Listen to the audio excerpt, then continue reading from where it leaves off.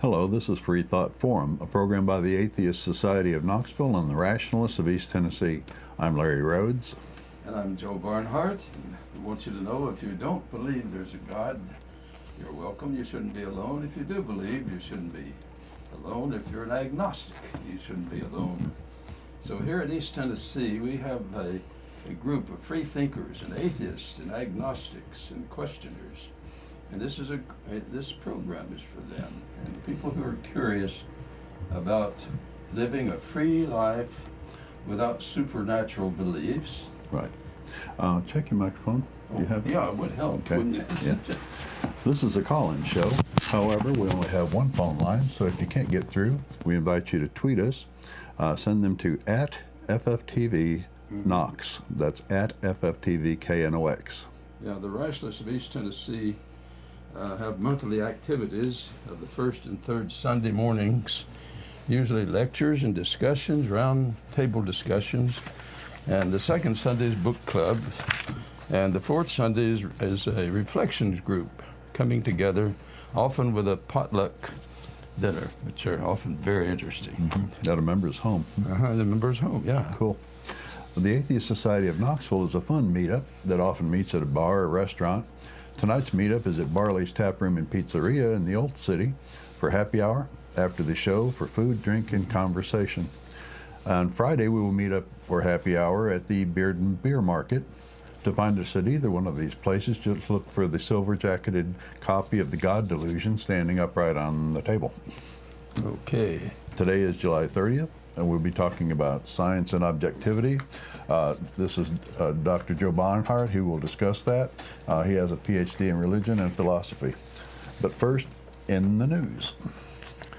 Recently, on the Huffington Post, Blake Page, a special assistant to the president of the Military Religious Freedom Foundation, put an article on their blog. The title of it was, "The United States Marine Corps officially declares lack of spiritual faith as a sign of instability." Article 6 of our Constitution clearly establishes that no religious test shall ever be required as a qualification to any office or public trust under the United States. This clause was included by our country's founders with the unmistakable intent to prevent any government body from the United States from levying legal authority as a tool of tyranny by the religious majority. One does not require the suffix Esquire to understand that if a federally instituted organization chose to judge its members on their religious leanings in a formal policy, that said organization would be in open defiance of our Constitution. Yeah. One second. In 2011, the Army faced public scrutiny after the exposition of once mandatory spiritual fitness testing, which assessed the resiliency of soldiers in such qualitative measures as frequency of prayer or attendance of religious services. When a soldier failed these religious tests, they were denigrated with the following: "Spiritual fitness may be an area of difficulty for you. You may lack a sense of meaning or purpose in your life. At times it is hard for you to make sense of what is happening to you and others around you. You may not feel connected to something larger than yourself. You may question your beliefs, principles, and values. Improving your spiritual fitness should be an important goal." Of course, no military organization is content with a tongue lashing as a response to failing a mandatory test. For the test to have been worth anything, the Army leadership determined remedial training in the form of training modules and even the requirement to visit the chaplains for religious counseling as appropriate. Fortunately, after extensive efforts by the Military Religious Freedom Foundation, the Military Association of Atheists and Freethinkers, and concerned soldiers, the Army decided in February of 2011 that religious testing would cease to be formally mandatory. No, that's the Army, not the Marine Corps. Right, that's the Army in 2011. And remedial training for failing such tests would be optional. However, sadly, this is not the end of the religious test being included in formal policy throughout our military, excuse me. Several days ago, it was brought to our attention that the Military Religious Freedom Foundation, that the United States Marine Corps maintained in its doctrine that a lack or loss of spiritual faith is just cause to increase scrutiny of any given Marine. This clause is present in at least 2 USMC publications, including the Marine Corps Base Quantico's headquarters and Service Battalion Order 5100.29 and Training and Education Command Order 5100.1. Lack or loss of spiritual faith is included as a guidance of moral compass issue, and in both of these documents under a risk of indicators for use by leaders at all levels to identify and address risky behavior or events that may lead to risky behavior as soon as possible.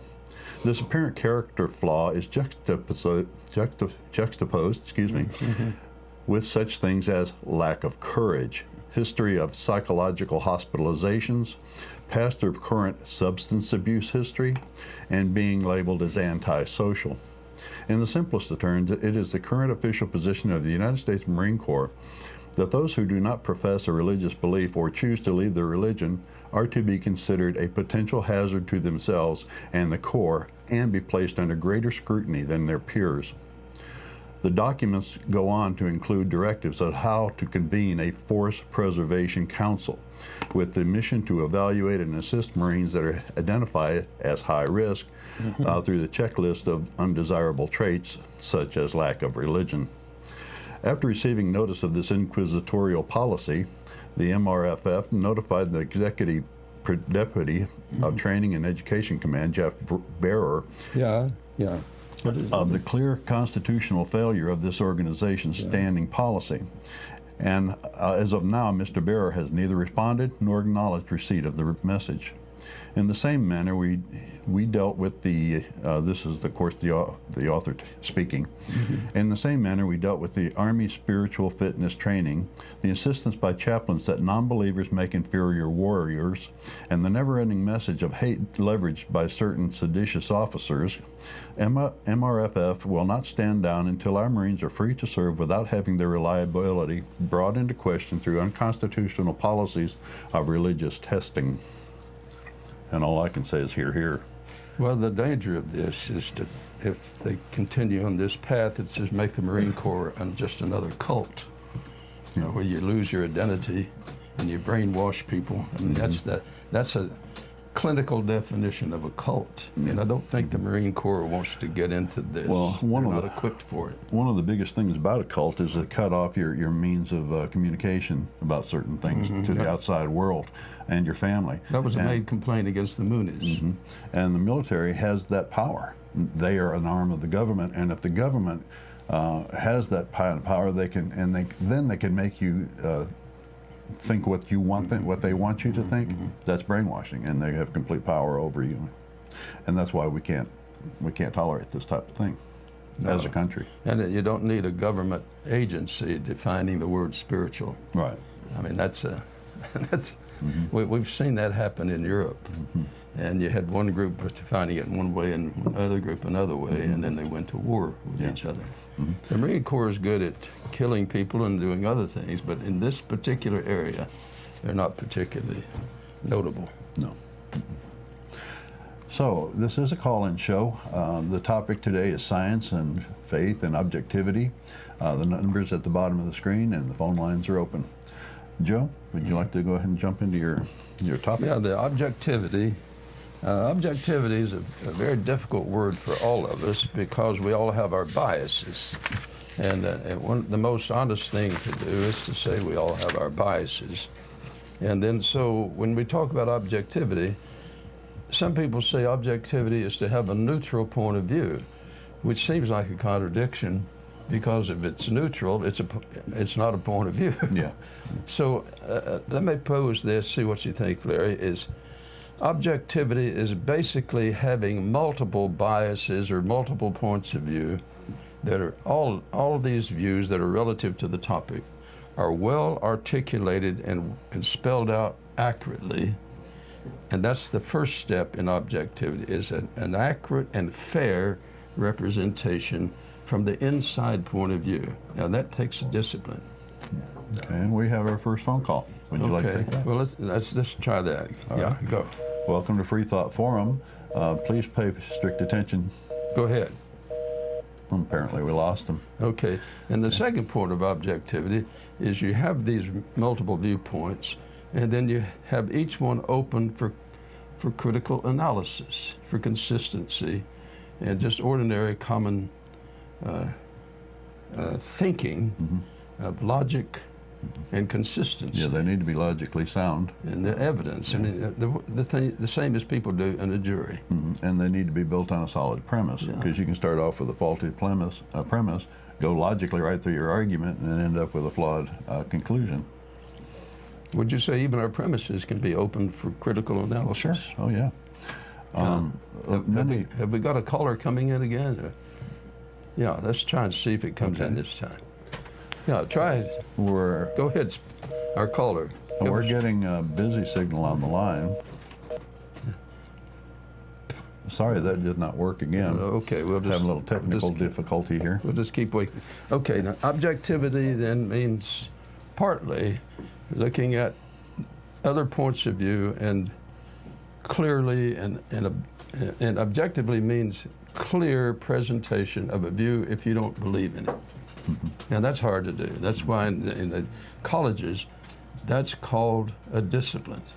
To learn a view that's not your view, but if you're going to present it well, you have to. Can you give us an example of a discipline like that? Oh yeah. Well, I taught philosophy for years, and I remember a student came to me once, and he said to me, I don't know what your view is, but you present so many views, but you presented the Anselm's theory of the atonement of Christ clearly and better than even my minister had and my teacher.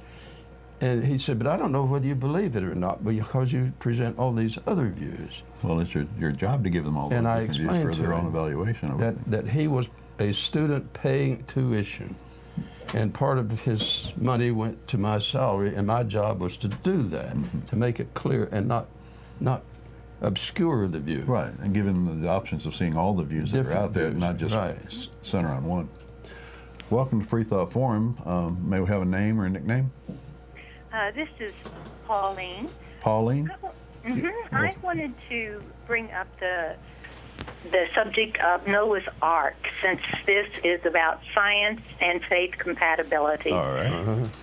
I just have a hard time understanding how the animals were taken on to Noah's Ark. What did they do about all the waste products of the animals, about the animals mating and having babies, about animals eating one another? That area didn't have access to many of the animals that were in other parts of the world. It just seems very incompatible to me that one could believe that, and given the scientific what we know about animals and about the size of the ark and so forth, it just seems absolutely inconceivable, and I'd like to have your thoughts on that, please. Well, we couldn't agree more. Not only that, but nobody gave any mention of the fishes. The fish in the sea are saltwater. The fish on the rivers and lakes or freshwater. All of that rain falling from the sky would make the water freshwater fish would at least brackish for the entire globe. How the saltwater fish would die, the freshwater fish would die. Only the brackish fish would still live. To say nothing of the plant life. Yeah, and the plant life that were submerged for all that time, all that would die. Yeah. I agree with you. It's an impossible story. It's a romantic story, and it's been told in many different societies all over the world at different times. Because flooding is a common event. And you're right. There are many flood stories. The Bible apparently borrows this story. Right. That's a good point from the From Pauline? Yeah, Pauline. Science, if it's going to be science, the word science just means knowledge. And science means you take the knowledge and you press it to details. And when you analyze the details of something, then that's when you often have to revise your opinion. I mean, you had a vague view, but when we start talking about the details, then we realize, well, there's something that needs to be revised or reworked. Well, this is a good topic for objectivity. Yeah, And you have to stand back and objectively look at the claims in the Bible for Noah's Ark. You can see that it could never possibly happen. It's one thing to say, well, God can do anything. Well, God didn't do just anything in the Bible. He commanded Moses, who was, what, 400 years old, to build a boat to hold all the animals on the earth. And he, step by step, described how he did it and all this stuff, but it just doesn't work. The math does not bring the proper result. Well, you don't use the Bible as an engineering textbook. Well, a doctor doesn't go to the Bible to do take out your appendix. It's because these are the details. If you keep the things general, you can talk about this. Even when you write a novel, for example, or a stage play, you have to get to, for example, most of us have seen Gone with the Wind. Now, if I said to you that Rhett Butler said to Scarlett, fiddle-dee-dee, fiddlesticks, that doesn't fit. Rhett Butler doesn't talk this way. And so that's a matter of consistency. So when people read the Bible, you have to use the brain to read to see if it fits with the rest of the Bible Science and with the rest of the world. Pauline, did we address your statement? Absolutely, and I'm sure there are many more examples of that, and I'm going to be thinking of them, and I may give you a call back and present another one to you along that line. Thank you. Thank you. Bye-bye. Bye-bye. Yeah, it might be useful to distinguish two guys, one a Christian, the other an agnostic, wrote a book that I've referred to earlier, The Self and Its Brain, in which they distinguish the physical world and the psychological world, and then the world of thoughts and ideas. And if I put my thoughts out there and my ideas, you can criticize them. Now, it's more difficult for you to criticize my psychological states because they're not public. Right. You don't know how I feel. Plainly visible. And the physical world is out there. And so if I say I see something, but you see something differently than somebody else, and we start making other tests, you could say, well, Barnhart, I'm sorry, but you're mistaken. You mistook it for something. We can test Or these somebody just makes a claim about something that's supposedly objective, and you can't verify it scientifically or any other way, then it's grounds not to believe that particular claim. Yeah, we'd say, well, at least we put it on ice. And in fact, we use the word, that's not very sensible, or that is sensible, and that comes from the word our five senses. If I hear something, well, maybe it's out there, maybe it's not. Maybe it's just in my head. So we have other ways of testing to see, well, is it something you can touch? Can you smell it? Can you see it? Or even measure it with a machine nowadays, like infrared. Now you can't smell or see or touch infrared, but we've got machines now that will render an image of a particular object, like a star, in infrared, so that we can and even that's physical because it's out there and it's common for others. And it causes effect on the infrared plate. Yeah, and that's physical. Yeah. Now, we often say in this show that, I think it was Carl Sagan said it, that claims require evidence, and extraordinary claims require extraordinary evidence. If I told you that I got a puppy at the house, you say, okay, I don't have any problem with that. First, because you know puppies exist. You know people keep them in their house all the time. They get them all the time, and you also know that it wouldn't cost you anything to believe that. There's no particular cost to you. Good now, point. if I had a dragon, if I said I've got an invisible dragon at my house, then you might want to be a little skeptical. You've never heard of any dragons actually existing in this world. Yeah, I'd want to get specific. Yeah. What does it do? And what does it say? Oh, it flies around and breathes fire, and I'm making all of these claims that you will then want to. I want to know can it write a sentence? And Sure. Can I see you the can't sentence? see the sentence, no. You can't see the dragon. So that's something it can't do. Yeah, that's right. Yeah. It's only I can see it. Yeah. Now you've got reason to be skeptical, because an extraordinary claim, you want to get some extraordinary evidence. Now, let's say that I believe in a particular God or deity, and that he wants you to give my church 10% of your wages every month. That's a pretty extraordinary claim.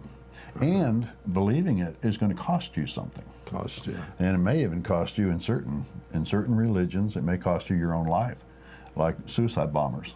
Well, yeah. If you believe in this particular, if you accept certain claims without evidence, they're extraordinary claims. They make extraordinary claims about what will happen to you in the afterlife. If you buy into that and you believe this stuff, you may actually do some harm to yourself or other people. Well, let's take an example, not in religion at all, say marriage. We often see these movies, and the mothers out there know better than this, but the movies say, well, these two met, and after a week, they fell in love. After a week. And their hearts told them something, you see. Well, mothers tell their daughters, and fathers tell their sons, and they cross the genders on this. It takes time to know. Now, what does that mean? It takes time to know somebody. It means you have to have some evidence to see them live their lives under certain circumstances to see how they react and respond. And I think it's a good idea when people are engaged to talk to other people who know this other person to get their opinions. Because if this is the person you're going to live with for the rest of your life, you want to have some pretty good evidence, and you want to be able to test the evidence to make sure. Yeah, life will be hard enough anyway. Yeah. Even from outside sources to get a whole lot of new surprises about the person that you're planning to live with. Yeah, and people in a marriage change even. I remember a woman told my wife and me over in North Carolina once, she said, my husband is not the same man I married. And I said, well, you're 50. Would you want to be married to a 22-year-old? Yeah. And she got the point. Yeah. So in other words, what we're saying is any area of life that is important to us, that's precisely when we should use our brains and our intelligence. And most parents teach this to their children. Yeah. Now, would you agree, most people know what rational thinking is, but most of us have areas in which we don't apply it as much as we ought to. And religion is one of the biggest areas for compartmentalizing that a person has. It's one of the areas they don't want to poke around in. They don't want to ask questions. Matter of fact, in many religions, they're taught to the very youngest members of the society at the earliest age, in Sunday school, at home, around the dinner table, even home schooling, not to question the things that they're told. Yeah. They're given all of these outlandish and extraordinary claims and told them that they have to believe them, they can't question it, and if they do question it, their eternal soul is at risk. And why that should be called faith is a misnomer, because the ordinary use of the faith is different from just ignorance. I mean, that's asking people to be ignorant in a certain area. All I mean by ignorant is not stupid. No. It's just ignore. Ignorance is lack of knowledge. Needs to ignore.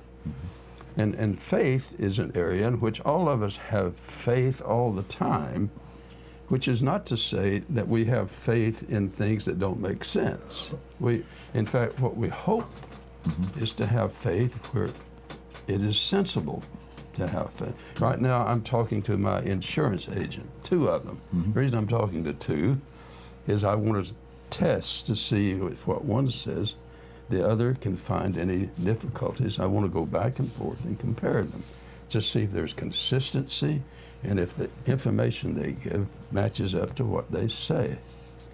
And that's a commit. Now, faith here, I'm trusting these people, and that's a faith. It's a commitment. That's what faith is. Faith trust, commitment, but at the same time, it's rational analysis of the commitment. It's a prime example of people using their intelligence and their logic and their reasonable expectations of everyday events and their knowledge of the world to make informed decisions. However, most people and more people use that type of thinking when they're buying a car than they do about what religion they're in.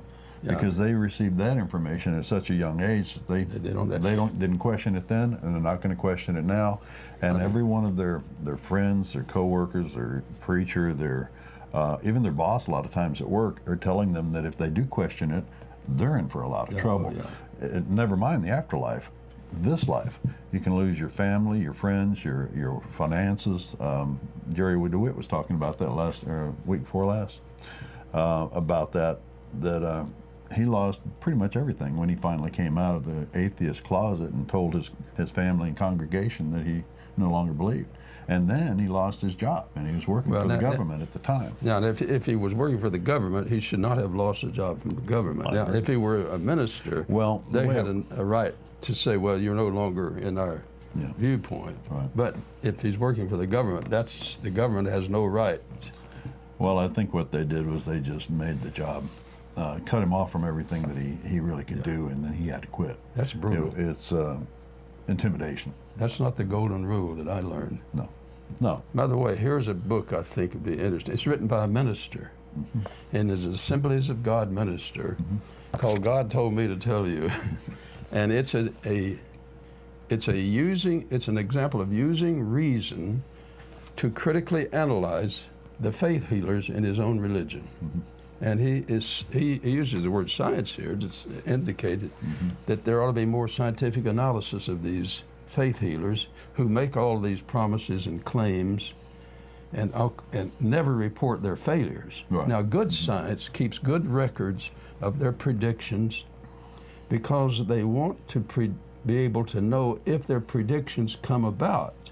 And if they don't, then they have to revise their hypotheses. Yeah. You ever wonder why faith healers don't actually do their healing in hospitals? Yeah, it's obvious. I mean, there are children's wards all over the world for cancer. Imagine if one of these faith healers actually went in there and started healing. I mean, he would be an instant celebrity. He would bring his religion to the top of all of the religions in the world. He would get the acclaim of everybody in the world. But no, they do it like a traveling circus, where they have control over every possible thing, and they don't stick around for the results of their faith healing. I think I told you, Larry, and told our audience, I once went with James Randi to investigate a faith healer, and I went around and talked to those people in the wheelchairs. I thought, since I was asked by a New York editor, to join Randy to do this. And so I got out of my pew and walked around and talked to these people in the wheelchairs? The wheelchairs. They weren't really needing the wheelchair, were and they told me that they did not come in those wheelchairs, that the evangelist provided them. Now that seems to be not only inconsistent, that's just plain dishonest and crooked. And if you think about it, they're preying on the weakest and the oldest of our society and taking what little money that they have with faith hope of healing them. I've actually seen video, and you can too if you go on YouTube and look around for it. I think it was, I can't remember the name of the faith healer, but he was actually telling the people in his audience to throw their drugs up on the platform because they won't need them anymore. So these are senior citizens taking their prescription drugs out of their purses, medication, throwing them up on there because he was going to heal them. And then, guess what happens tomorrow? He's in another city, and they're having to deal with the results of his your blood pressure medicine and everything. And heart medicine. Now, I'd like, and I think you would too, most people I know who are Jews or Christians or Buddhists don't practice this kind of deceit. And I mean, this is just plain lying. And so the evangelist that Randy and I examined, you want to say, well, this guy is just deluded. But I had to say, and I don't like doing this man knew enough of what he was doing. He was just an out-and-out fraud and a crook. Right, fraud. Yeah. We're coming up to the bottom of the show. Do you want to show James Randi's book that you have there? It's called The Faith Healers, James Randi. Yeah. And it's a very good analysis. He's done a lot of hard work in this area, and I think I didn't know he wrote one like that. Oh yes. This is the mid-program break. In case you're just turning in, this is Freethought Forum, a program by the Atheist Society of Knoxville and the Rationalists of East Tennessee. Freethought Forum is funded jointly by them and by individual contributions. Shows are live most every Tuesday from 5 o'clock to 6 o'clock p.m. Eastern Time on this community access television. You may also see us streaming online outside the Knoxville area by going to ctvknox.org. And this is a call-in show. This is July 30, and you can see us on the screen or tweet the program at FFTV-Knox. The Atheist Society of Knoxville, or ASK, meets 2 times a week, and we have evening meetups for fun, food, drink, and conversation. ASK's purpose is to supply a venue for community, camaraderie, and outreach to atheists, agnostics, freethinkers, and other like-minded persons in the East Tennessee area. Sam, would you mind running the information videos, please?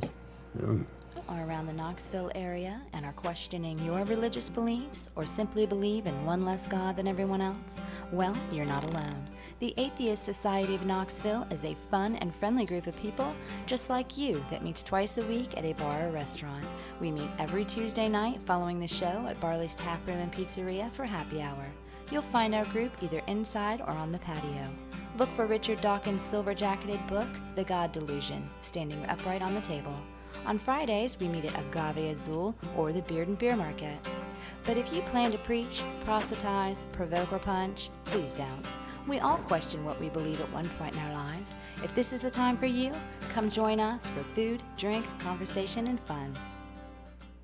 Do you find stories of talking snakes laughable? Do you prefer the scientific method over supernatural beliefs? Are you concerned about religious leaders and organizations imposing their values and rules on your body, your family, and the rest of our society? Well, take comfort in the fact that you're not alone. The Rationalists of East Tennessee meets weekly for fellowship and provides a forum for people who support skeptical thinking and rational discussion of these and other issues. To find out more information or to find out about our next meeting, visit us on the web at www.rationalist.org. And welcome back. This is a reminder that this is a call-in show. Phone lines are open. Numbers at the bottom of the screen. We're talking about science and objectivity today. Did you want to say something about the rationalist view? Yeah, they have discussions and presentations and special topics. And once a month, we get together for a book club, and you don't have to have read the book. Just have a discussion. Of course it helps. Yeah, it does help, but you don't have to if you want to attend. Both the Atheist Society of Knoxville and the Rationalists of East Tennessee provide a social outlet where you'll find that if you don't believe in God, you're not alone. Back to the program. Back to the program. Okay, now let's, I want to get into another point. I mentioned that among the people on the jury, now the jury makes a first judgment, jury members, as to whether or not the person is innocent or guilty. Then they have an open discussion, and that seems to me pretty rational. And what I'm suggesting is, most of us know what it means to be rational, and know what it means to have an open discussion and to weigh the evidence back and forth. This is not some mysterious thing, and science is simply intensifying this, keeping good records and having very difficult tests, because some of the predictions involve very far-reaching physical consequences, and so these have to be tested very rigorously. And so this is not some special kind of activity that's different from what most of us do. It's the same kind of thing, only it's more intensified and precise. More precise. Let me give an example. The other day I had a lamp that it didn't work, and I changed the bulb and it still didn't work. So I unplugged it and plugged it back. I had to get behind the couch and I plugged it in, and it didn't work. So I said, well, I can't figure this out. So I went to get a night light, and I took the night light in and I plugged it in. And it didn't work. It didn't work. So my conjecture was there was something wrong with the socket. So during the night I said, you know, I'm going to try something else. So I changed the bulb in my night light, and I plugged it in and it worked. So Okay. that's what scientists do on a more, and that's what all people do, electricians, plumbers. We use the scientific method, even though we may not call it that. Yeah. And I found out finally, after tinkering around a while, that my extension cord to this lamp had another button on the floor. They got pushed. And I had to push it too. Yeah. So that's all we're talking about, is what everybody knows is rational Right. thinking. And that's one of the reasons why it's hard to accept a belief in an omniscient creator. That claim is not falsifiable. You had a situation where you had a lamp and a night light that you could actually do tests on and falsify your theories as they came up into your mind. But with God, there's nothing you can falsify, and that's why it's... Well, let's take, for example, in the Bible. No, you can falsify those. But well, see, if not people the central claim. if they take their views from the Bible, and some people have views of God that don't depend on the Bible, you see, or they say they borrow from the Bible, but they use their reason to rework parts, and parts they simply say, well, this is not acceptable. We just can't believe this. Right. And I give you an example. Is a story of Adam and Eve in the garden and God walking in the garden. Now, we talked about the physical world and the psychological world and then the world of ideas and theories. Now, here's a theory, and it's about a physical world of a deity walking in the garden. More of an assertion. Yeah. Now, does this mean that there was a deity that had toenails and toes and he left footprints? Or... And didn't know where Adam and the Eve couple were? was. Yeah. Or is that a metaphor? You see, like, Well, he supposedly also, I mean, there are claims about claims. Like, there's a claim that God is real. But then there are claims about the God, like he's omniscient and omnibenevolent and stuff. And those are all testable claims. I mean, testable as far as logic goes. Now, if he's omnipresent means he's everywhere. Everywhere. And if he's omniscient, he knows everything. Why was he walking in the garden, which means like he was in one place and not every place? It's not under. And why didn't he know where Adam and Eve were? You know, if he's omniscient, he would have known where they were. To me, it sounds like he was just playing with them. If he was really omniscient and omnipotent and omnipresent, then he knew where they were, but he was just messing around And with did he them. really give Abraham a command to murder his son? But it's even worse than that. And then he said, I was just kidding. I didn't mean it. Right, but it's even worse than that. I mean, God was playing around with Adam and Eve at the time when they were going to be losing all of their privileges. I mean, the fall of man happened right then, and he's just messing with them. Yeah, because he already knew the answer. Anyhow, that's it. See, the Calvinists, trying to be consistent, said God knew all this, and he planned it. Matter of fact, he planned that some of them would go to heaven and some go to hell before he created them. He already knew, and he planned it that way. And that they were trying to be consistent. Now, so what they did is they maintained God's consistency and destroyed his morality. So I wouldn't call that theism. I think that's a kind of, they had what they called a God, but it's Then they make it, since everybody's either going to heaven or not, you have to prove your worth for certain levels of heaven if you're going to go up there. So they make you jump through hoops for that. Tell you something I saw.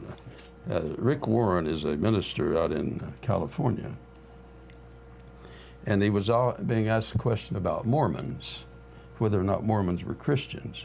And he showed where he differed with the Mormons, giving the implication that Mormons did not have the right view of the Trinity, and seemingly implied they're not Christians because they did not have the right belief. See, that's important in the Christian tradition. You have to have the right belief.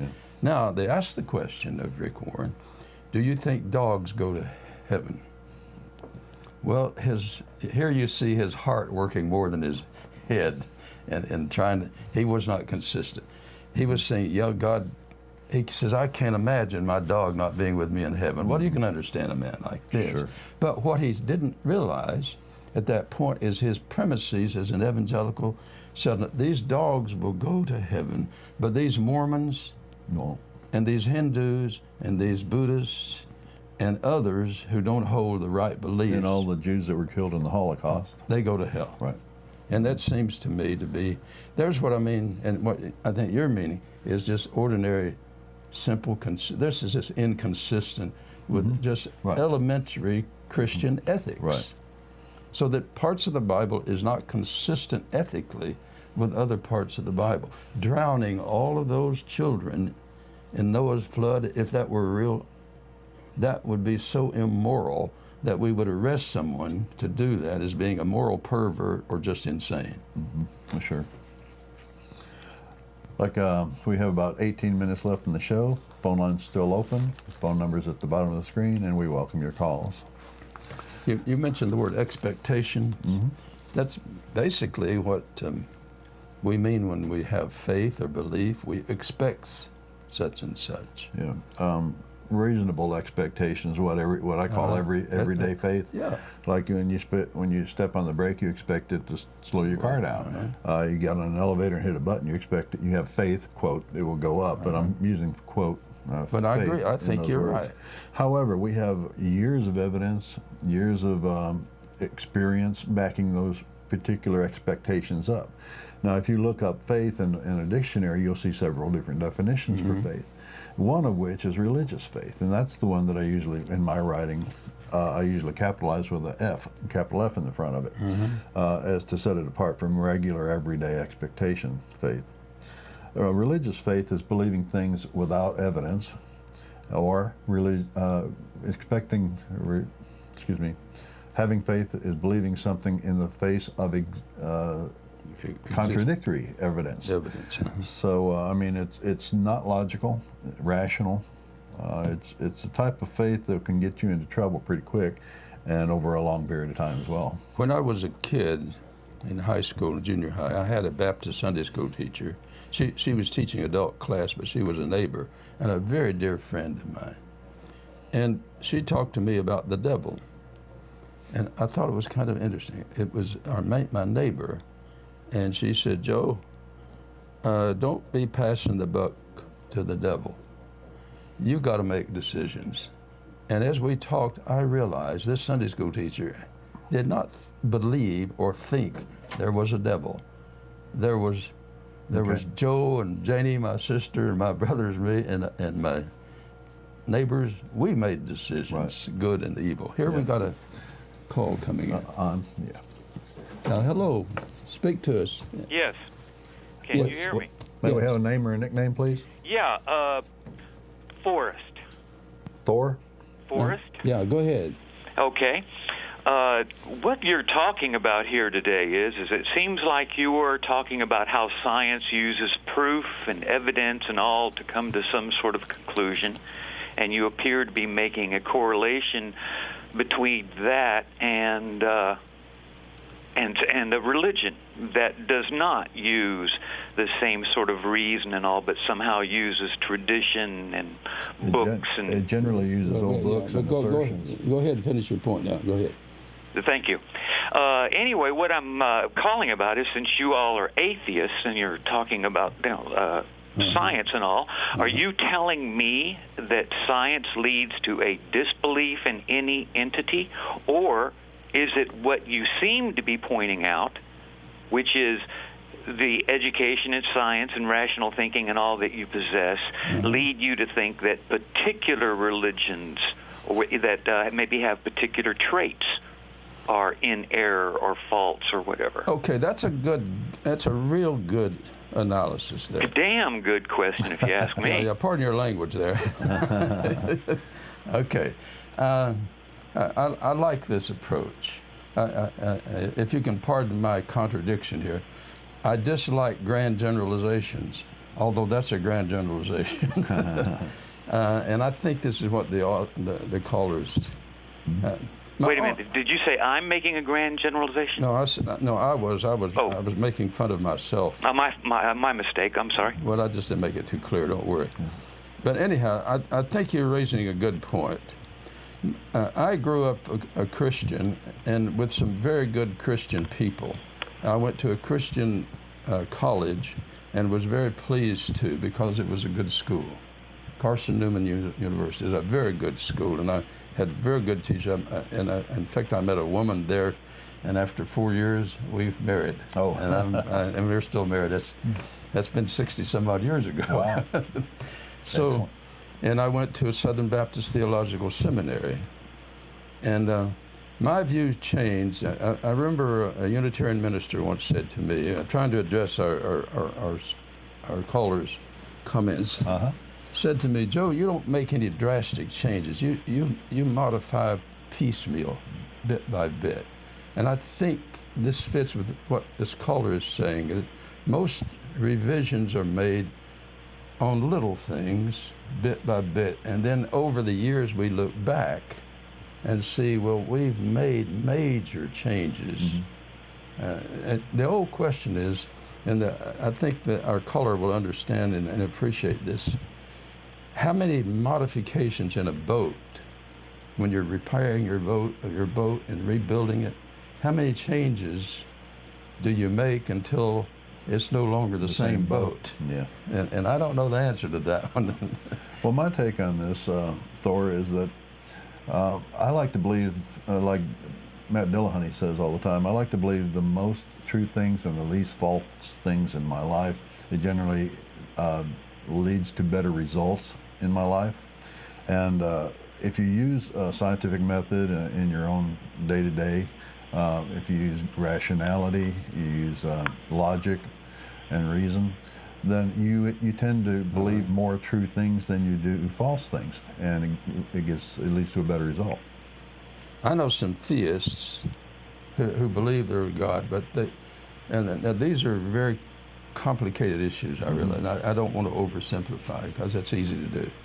But there are theists who believe there is a God who is loving and a creator, but they don't believe he's omnipotent.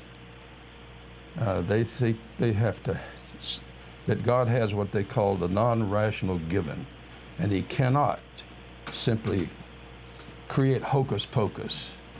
That's magic. Yeah. Did we address your question? Would you like to make another comment or question? Actually, I was not quite. What I'm getting at here is that if you're making these rational decisions and discriminating against, discriminating about different beliefs and all, it looks to me like you are looking at that belief or maybe a class of beliefs. But but the atheist says there are none. No, they don't. Okay, so we have to say that atheist says we have no reason to believe. That's a good way to put it. Yeah. Well, then in that case, then if you have no reason to believe, then you can take atheists out of any sort of general classification of beliefs. Okay. Because you got a good point. Go ahead. Because none of the Christians or any of the others have reason to believe. They have no scientific proof either, and you have no scientific proof. And yet they do believe.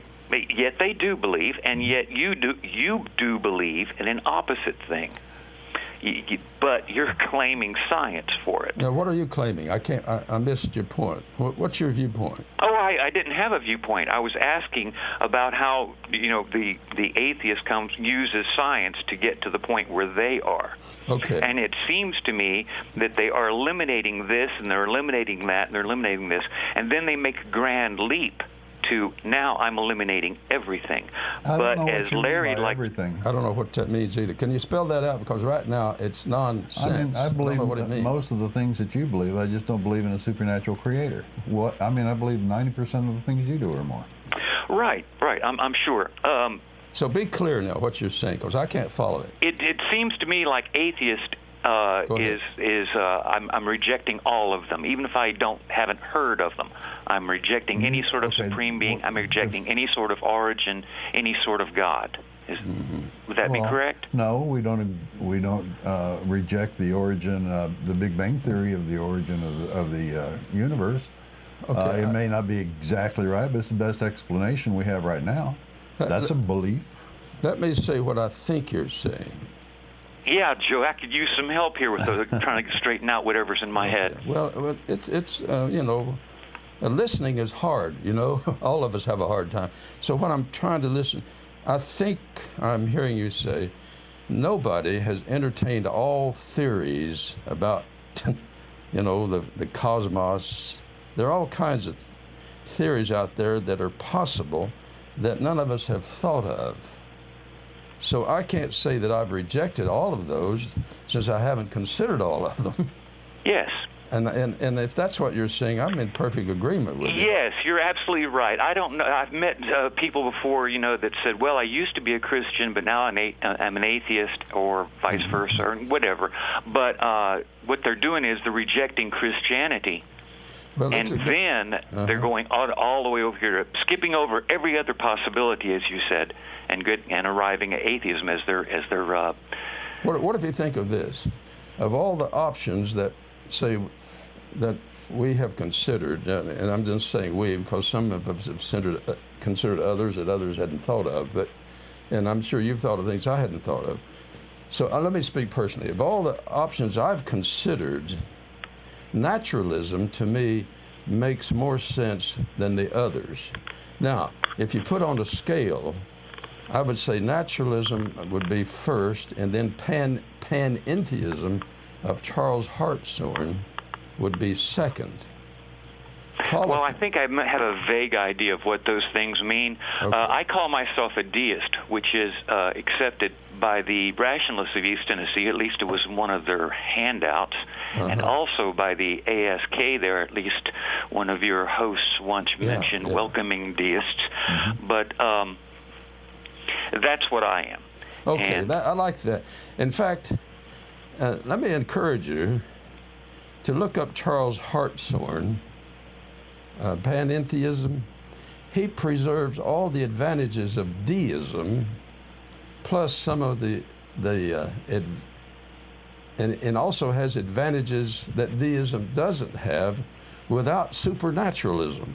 Oh, gosh, I love that. See, a deist is always into naturalism, into nature. You're looking at the way that nature works and maybe learning about the way that we might have lessons to learn to conduct our lives.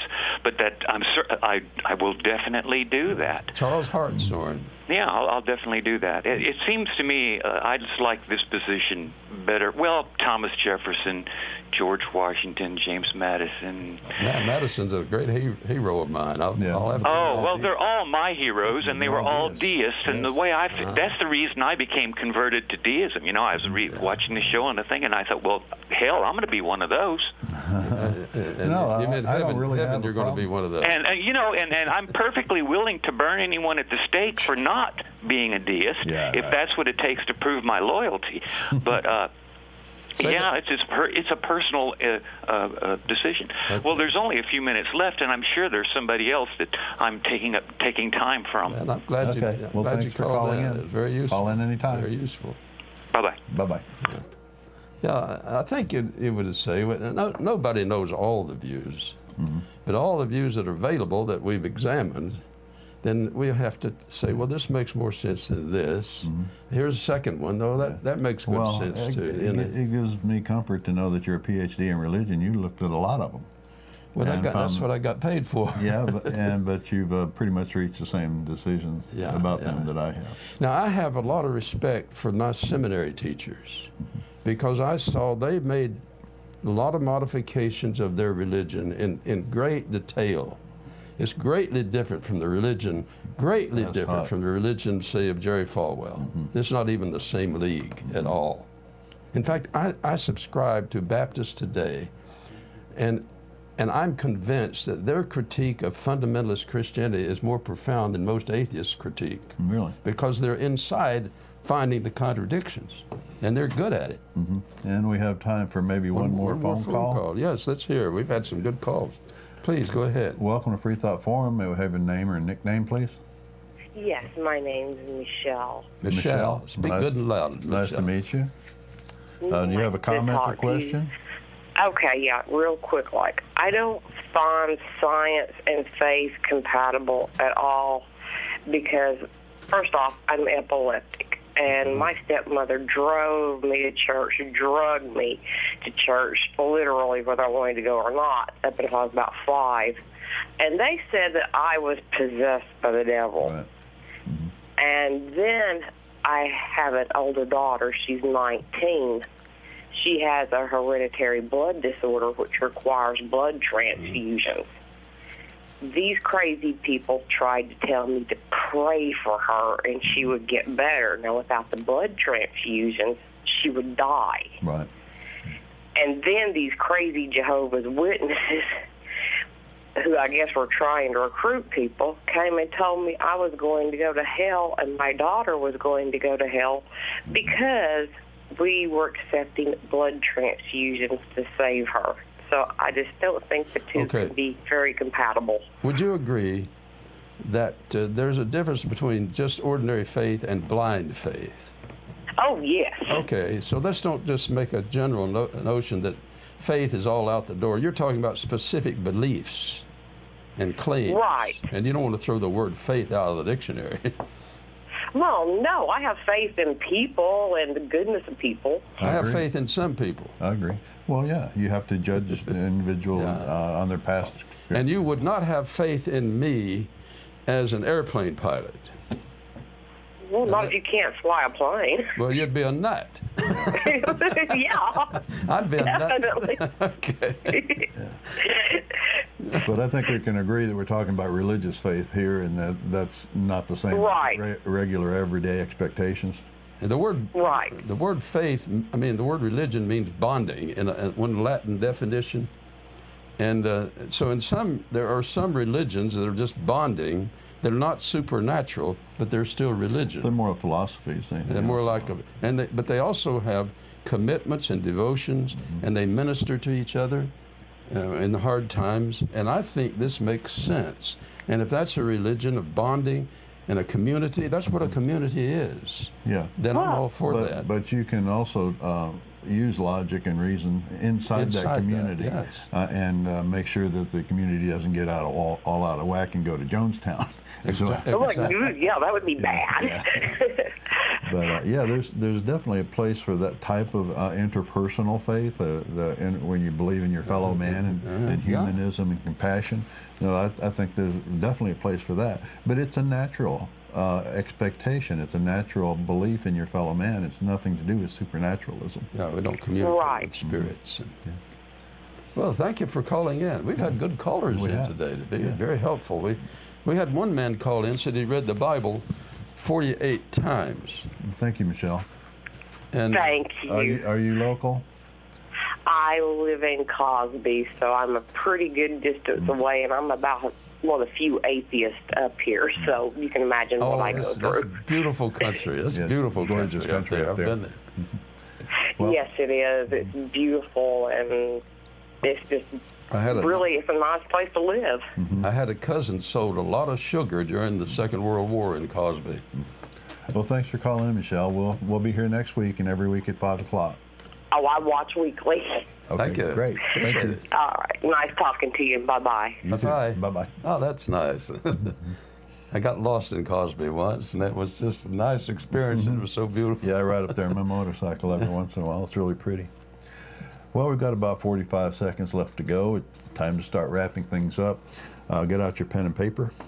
This is Freethought Forum, a program by the Atheist Society of Knoxville and the Rationalists of East Tennessee. Okay, read the rest of it. I'm lost. Okay. Please send us your feedback. You can send us voicemail or leave us voicemail at 865-272-9060 or email us at freethoughtforum@yahoo.com. You can see this show every Tuesday from 5 o'clock to 6 o'clock Eastern Time, p.m. And you can follow us online streaming at ctvknox.org. We'd like to thank our technical staff, to Sam, Jonas, Forrest, and the staff of CTV Knox. Remember, examine your beliefs. If they're real, they have nothing to fear from